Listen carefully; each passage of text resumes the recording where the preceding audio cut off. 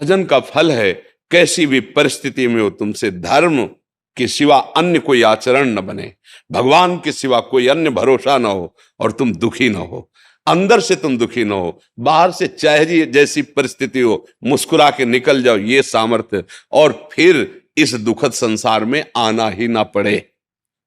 यह है भजन का फल। तुम्हारी बुद्धि शुद्ध हो, तुम जितेंद्रिय हो, तुम धर्मात्मा बनो, इससे बड़ी शांति और क्या है। हम समझते हैं रुपया मिल जाए, शरीर स्वस्थ हो जाए, तो हम कर्म ऐसे कर रहे हो, शरीर स्वस्थ है, निंदनीय कर्म कर रहे हो, क्या फायदा ऐसे स्वस्थ शरीर का। खूब रुपया है, गंदी जगहों में खर्चा कर रहे हो, गंदी आदतें बड़ा, क्या फायदा ऐसे रुपया का। पूरा जीवन पशु की तरह व्यतीत कर रहे हो, दूसरे का मांस खा के, शराब पी के, व्यभिचार कर, क्या ऐसा जीवन भैया। अगर धर्म से चल रहे हो, भले सूखी रोटी खा रहे हो, तो आपका आगे जो भविष्य आएगा बहुत प्रकाशमान होगा। गलत चल रहे हो, अंधकार आएगा, सह नहीं पाओगे, पक्का समझो।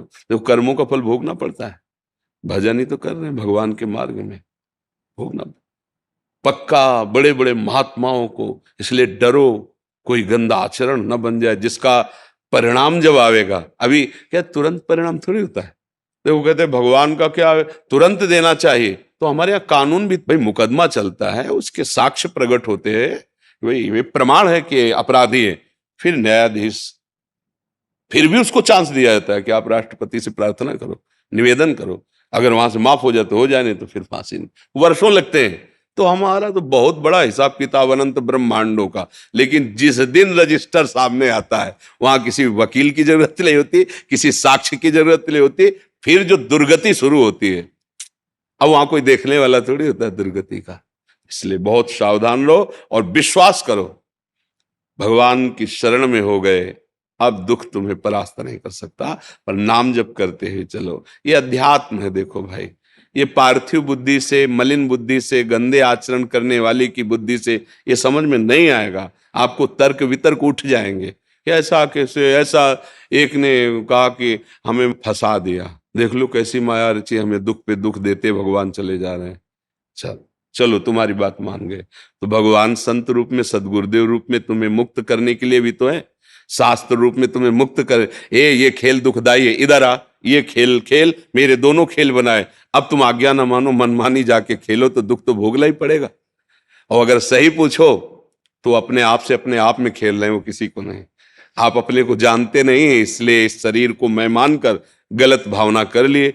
नहीं, आप समझो, चाहे एक चम्मच में गंगा जल ले लो तो गंगा जल, एक टैंकर भर लो तो गंगा जल, और धारा में तो गंगा जल। तुम भगवान के अंश हो ना, तो अंश में पूर्णता है, वो पूर्ण है। वेद कहता है पूर्णमदः पूर्णमिदं पूर्णात् पूर्णमुदच्यते पूर्णस्य पूर्णमादाय पूर्णमेवावशिष्यते।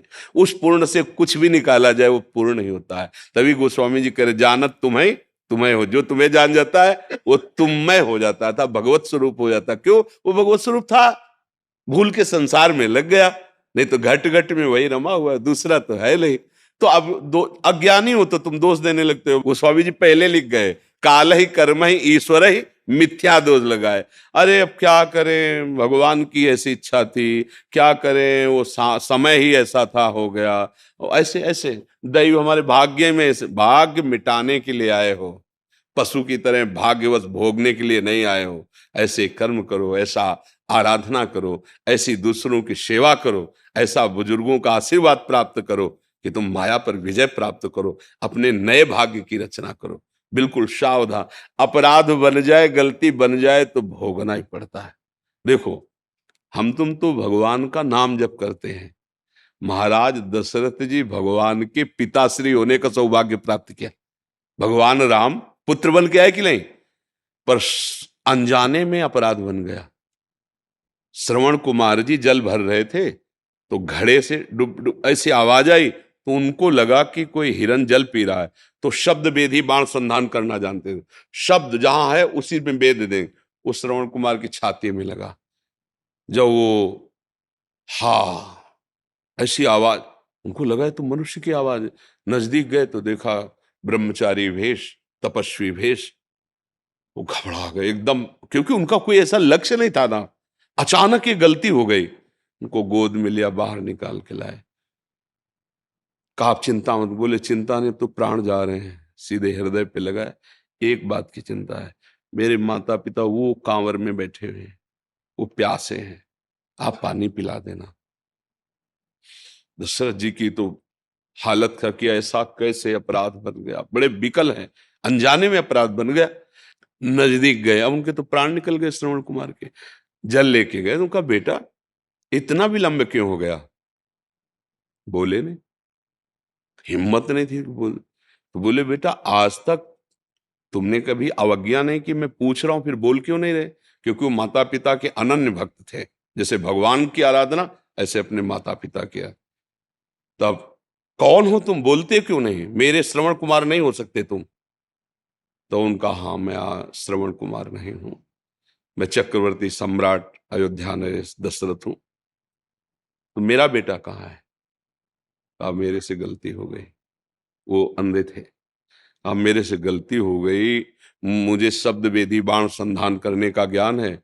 वो जल भर रहे थे, मुझे ऐसा लगा कोई हिरन जल पी रहा है, बाण संधान, वो मृत्यु को एकदम विकल।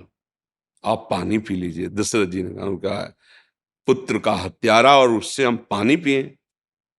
नहीं महाराज, मैं अपने प्राण त्यागूंगा, क्योंकि आंखें हैं नहीं, और वो हमारी भगवान की तरह आराधना ऐसा दूसरा कोई कर नहीं सकता, मेरे प्राण ही निकलेंगे। पर जैसे पुत्र वियोग में मैं मर रहा हूं, ऐसे आप भी मरोगे। और उन लोगों ने शरीर छोड़ दिया। देखो भगवान पुत्र बनकर आए, लेकिन इसको नहीं मिटाया। दशरथ जी को वैसे ही तड़प तड़प कैकेयी जी के हाथ जोड़ रहे हैं, पैर पड़ रहे हैं कि राम अगर वनवास गए तो मैं मरूंगा, मैं राम के बिना जीवित नहीं रह सकता, तेरे हाथ जोड़ता हूं, भरत को राजा बना दूंगा, राम जी को अयोध्या में नहीं रहने दूंगा, गुरु जी के घर में रख दूंगा, पर उनको वनवास बस एक बार देख लिया करूंगा, जीवित रहूं, मान जाता हूं। तड़प तड़प करके प्राण त्याग दिए। तो ये देखो एक कर्म, जिनके भगवान पुत्र बनकर के आए, नहीं हटाना। इसलिए होश में, हम तुम तो क्या है, वो जिनके भगवान पुत्र बन गए, जिन सही भाषा में कहे तो जो भगवान के बाप बनने का सौभाग्य प्राप्त किए, उनका भी नहीं मिटा।